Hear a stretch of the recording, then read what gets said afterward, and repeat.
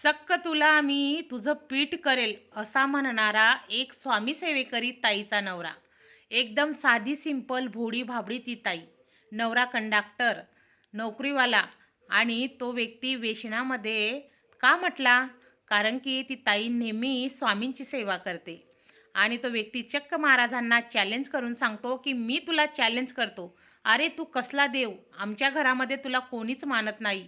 तू देव आहेस म्हणून हे देखील आम्हाला माहीत नाही.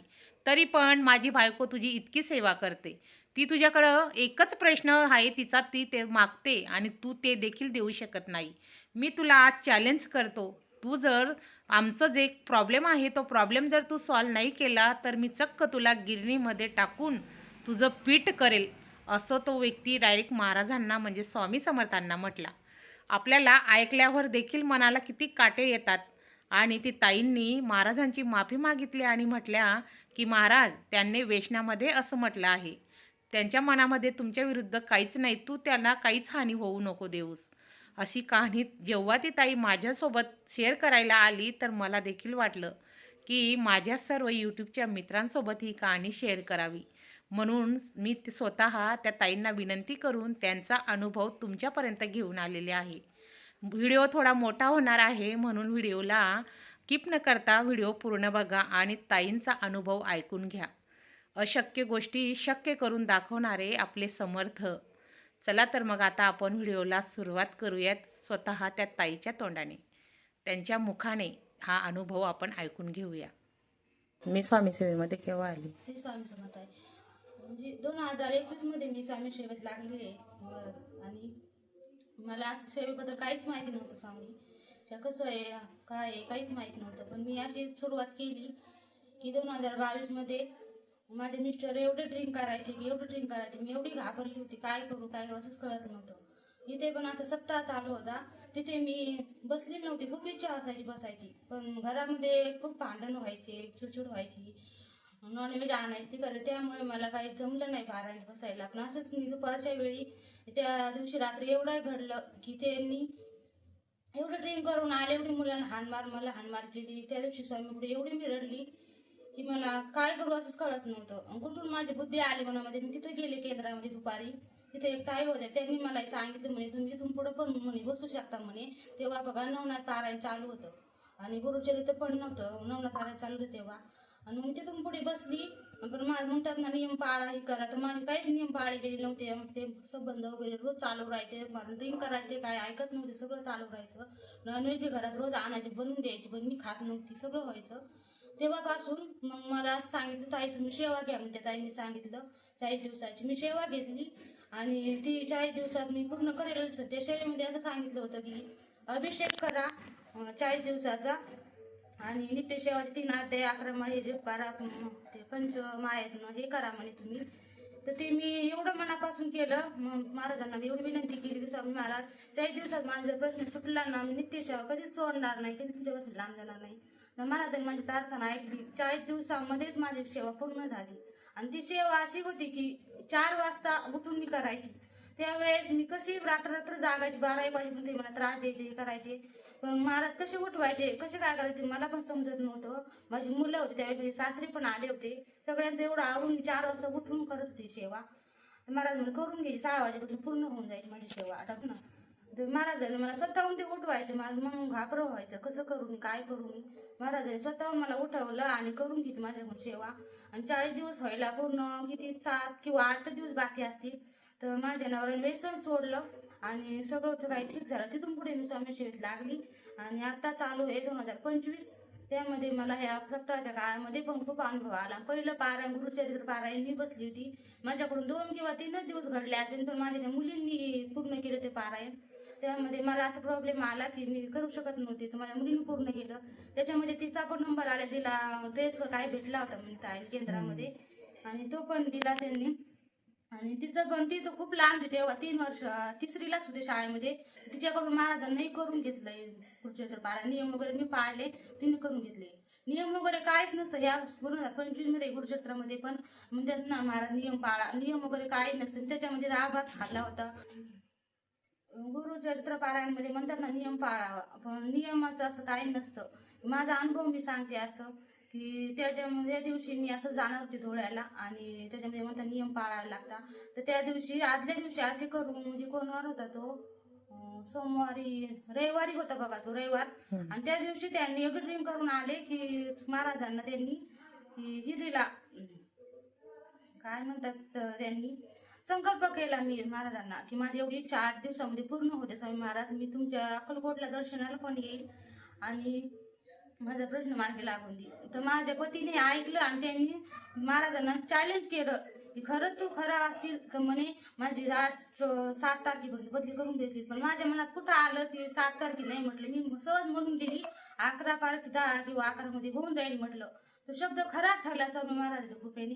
आणि त्यांनी चॅलेंज असं केलं होतं की मी सांगू पण शकत नाही, पण आता काय सांगायची वेळ नाही आली. सांगायचं. ते असं म्हणले होते की स्वामी महाराज तू खरा असतील ना, तर नाही ना माझी इच्छा पूर्ण झाली तर मी तुला गिरणीत घालून पीठ करेल म्हणे तुझं. स्वामी महाराज सांगताना कसं वाटतंय खाता म्हणजे चक्कीत टाकून पीठ बनवेल, गिरणीत घालून पीठ करेल म्हणे. माझी बायको एवढी करते, मी तिला कधी विरोध केला नाही म्हणे, पण मला खरं असेल तर ही भक्ती म्हणे खरी होती याच्यामध्ये. मी त्यावेळेस एवढे रडले स्वामी महाराजांच्या पुढे. मी म्हटलं स्वामी महाराज एवढी माझी सेवा न करते मी, पण त्यांना माफ करा म्हटलं. ते खूप मनाने चांगले, पण व्यसन मध्ये तुम्हाला बोलले म्हटलं तसं ते माफ करा. त्यांच्या वतीने मी माफी मागते तुमची, हो पूर्ण किंवा ना हो, पण त्यांना माफ करा म्हटलं. त्यांच्यासोबत असं काही अशुभ घडू देऊ नका म्हटलं स्वामी महाराज.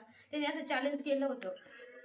गुरुदत्ताच्या दिवशी म्हणतात ना हे खाऊ नये ते खाऊ नये, त्या दिवशी पण मला बोलता येत नाही, पण मी गुरुदत्त जयंती करते.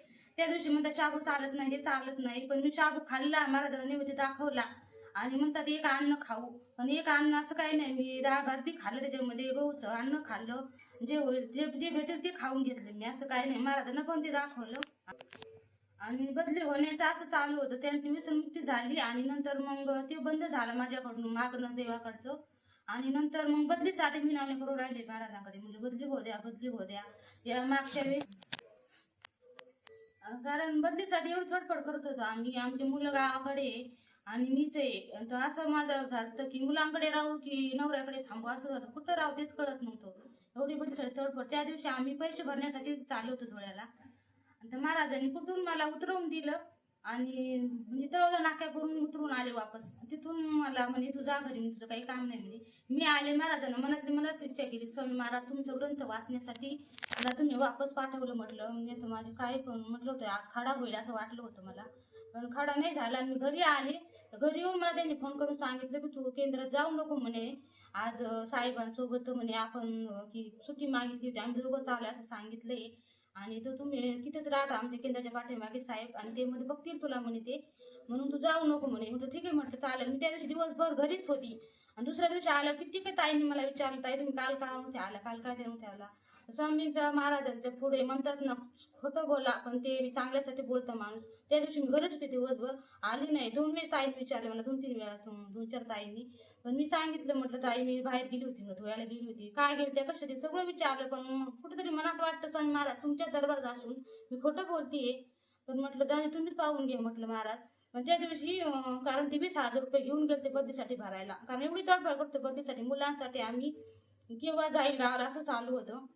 20,000 तर माणूसच भेटला नाही आम्हाला, आणि ते तिथून वापस आले म्हणे घरी परत. निराश होऊन आले म्हणे भेटलं नाही, माझं काम झालं नाही. पण म्हटलं तुम्ही धीर धरा म्हटलं, होऊन जाईल स्वामी महाराज सर्व व्यवस्थित करतील म्हटलं. आणि त्याच्यामध्ये मग सर्व व्यवस्थित झालं. आणि गुरुचरित्रा दिवशी ती मुलगी आली, कुठून आली, एवढं गर्दी होती तिथं, खूप लोक होते केंद्रावर आरतीच्या वेळेस. आणि त्याच्यामध्ये ती लहान मुलगी किंवा 2 वर्षाची असेल, ती कशी आली कुठून आली, सगळ्यांचे ग्रंथ असे उघडे होते तिथं, वाचता ग्रंथ आरती चालू टाइम होऊन गेला, 4था अध्याय वाचत होते गुरुचरित्राचा आणि आरती चालू झाली. आणि मी तिथं गेली आरतीला उभी राहून गेली आणि ग्रंथ तसाच होता, मोबाईल तिथे सगळ्यांचे चालू होते उघडे ग्रंथ. कशी आली कशी नाही काय माहित नाही, कुठून तो ग्रंथ तिने असा हातात उचलला आणि फाटला गेला तो. त्यावेळेला असं वाटलं की कसं कुठून आलं, माझ्या मनात काहीच आलं नाही. जो की ताईंना एवढंच बोलली ताई लक्ष ठेवायचं ना म्हटलं, तिला फाडला म्हटलं तिने माझा ग्रंथ, एवढंच बोलली, दुसरं काय बोलली नाही त्यांना. पण मी पण महाराजांनी तिथं सगळ्या ताई ते सगळं नंतर सगळं झाल्यावर शांत म्हणे, काहीतरी संकट असेल म्हणे ताई, महाराजांनी तुम्हाला काही दिलं असेल म्हणे, टळलं असेल असं काही असेल म्हणे. पण मला काहीच वाटलं नाही की त्या ताईला म्हणावा माझं भरून द्या असं करू, पण मला काहीच वाटलं नाही. तसं म्हटलं लहान मुलगी ती किती करणार, 2 वर्ष किती असते म्हटलं, पण मी काहीच बोलली नाही त्यांना. माझा इथपर्यंत अनुभव होता. आणि सगळं माझं कृपेने सांगतात. मी आता बोलली आहे म्हणजे आम्ही बदलीसाठी पैसे भरण्यासाठी चाललो होतो, खूप दिवसाची धडपड करत होतो, पण बदली काय होत नव्हती. आणि सुरुवातीपासून बदली होण्यासाठी पण खूप पैसे भरण्याचे प्रयत्न चालू होते. ते म्हणायचे ना की 50-60 हजार रुपये भरायला लागतात बदलीसाठी. आणि आम्हाला तिथं जाऊन 12-13 वर्ष झाले आणि आमची बदली होत नाही. आमच्या म्हणजे मागून तुमची परिस्थिती नव्हती पैसे भरायची ना? परिस्थिती बी नव्हती, पण तरी आम्ही धाडस करायचो, कारण मुलांच्यासाठी भविष्यासाठी तरी धाडस करायचो आम्ही. परिस्थिती नव्हती भरण्याची, पण मुलांसाठी आम्ही धाडस करत होतो. तेवढं देऊ बाबा बदली होऊ द्या म्हणे. देव कोणाकडे काय करू ते कळत नव्हतं, म्हणून आम्ही बदलीसाठी वाट पाहिली. आता झाली बदली 2000 किती म्हणजे या श्रावण महिन्यामध्ये झाली आमची बदली. आणि ऑर्डरसाठी वाट पाहून होते. मागच्या महिन्यामध्ये एक जोडी होती, ते पण चालली गेली, त्यांची झाली ना आमचीच कसं काय राहिली. म्हणजे ऑर्डर मिळून पण तुम्हाला हे लोक सोडत नव्हते इथून ना? आम्हाला सोडत नव्हते ते, कसं काय आडून ठेवत होते काय माहिती नव्हतं महाराजांनी. आणि असं म्हणतात ना महाराजांनी, त्यांनी हे केलं होतं, चॅलेंज केलं होतं महाराजांना की असं होऊ दे म्हणून. मी त्यांची माफी मागितली आणि म्हणजे त्यांना माफ करा, ते व्यसन मुक्तीमध्ये बोलताय तुम्हाला, म्हणजे ते असं बोलत नाही, तुम्हाला पण माहिती त्यांचा स्वभाव कसा आहे, म्हणून व्यसनामुळे ते करतात. आणि मग महाराजांनी आमचं चॅलेंज पूर्ण केलं, न पैसे भरता त्यांनी आम्हाला सोडवलं. महाराजांची अशी कृपा राहावी अशा आमच्यावर. आणि त्यांनी चॅलेंज असं, मी पण एवढं चॅलेंज केलं तर महाराजांना की आमचं स्वप्न एवढं पूर्ण होऊ द्या, मी स्वामी मठात येईल आणि अक्कलकोटला जाईल, गाणगापूरला येईल, तिथं माझ्या सर्व कुटुंबाला घेऊन जाईल आणि तिथपासून मी सुरुवात करेन की मी नॉनव्हेज खाते, आता 2-3 महिन्यापासून नाही खाते, माझी परत खाण्याची इच्छा होऊ देऊ नका. आणि मी असं सोडलं म्हणून असं महाराजांना करते. आणि सुरुवात असं होतं, काय बोलू ते समजत नाही मला, पण आता मी बोलतेय महाराज समोर. एवढीच सगळं महाराजच बोलून घेत आहे तुमच्याकडनं ताई. एवढीच माझी श्री स्वामी समर्थ. श्री स्वामी समर्थ ताई, श्री स्वामी समर्थ. मला माहिती तुमच्या पण डोळ्यातनं नक्कीच अश्रू आले असतील, कारण की इतका छान अनुभव या ताईंचा मनाला स्पर्श करून गेला. मला देखील जेव्हा त्यांनी सांगितलं तर माझ्या डोळ्यातनं अश्रू यायला लागले. पाहिलं ना, किती साधी आणि सोपी, एकदम सोप्या पद्धतीने ते ताई देवपूजा करत असतात, त्यांची नित्यसेवा करत असतात. बघा तुम्ही त्यांचा देवघराचा फोटो इथं बघू शकता. आणि एकदम सोप्या सरळ साध्या पद्धतीने ते सेवा करून महाराजांच्या किती जवळ गेले आहेत. म्हणून आपल्याला जर हा व्हिडिओ आवडला असेल तर व्हिडिओला आपले जे काही स्वामी भक्त आहेत त्यांच्यापर्यंत पोचवा, म्हणजेच त्यांचे जे काही जीवनातील प्रश्न असतील ते पण अशी सेवा करून महाराज त्यांचे सर्वांचे प्रश्न सोडवतील. नातेवाईकांना आपला हा व्हिडिओ शेअर करा आणि तुम्हाला आवडला असेल तर लाईक करा. श्री स्वामी समर्थ मित्रांनो, पुन्हा भेटूया एका नवीन व्हिडिओमध्ये. झालेली सेवा मी माझ्या स्वामी माऊलींच्या चरणी अर्पण करते. श्री स्वामी समर्थ.